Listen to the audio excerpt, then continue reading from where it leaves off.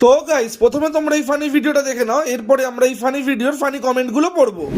আমি জানি না এই জিনিসটা কজন রিলেট করতে পারবে, কিন্তু আমার না একটা জিনিস ভেবে খুব লজ্জা লাগে, বলতেও লজ্জা লাগছে। ব্যাপারটা হলো যে মানে যখন আমি বিয়ে করব তখন বরকে কিভাবে বলবো যে আমার হাগা পেয়েছে। মানে হাগা তো লাগবে, আমি তো একটা মানুষ, এটা তো খুবই নর্মাল একটা ব্যাপার, কিন্তু যখন হাগাটা পাবে তখন আমি বরকে কিভাবে বলবো যে আমার পায়খানা পেয়েছে, আমি পায়খানা যাব, কিভাবে বলবো এটা? तो चलिए शुरू करते हैं। চেপে থাকবে, বর যখন ঘুমাবে তখন হাঁকবে।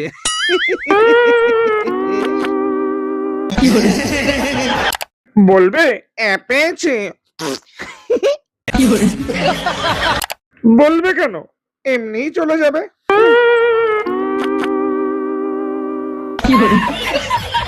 সবাইকে বলতে লজ্জা লাগছে না, কিন্তু বরকে বলার সময় লজ্জা লাগবে। বাহ।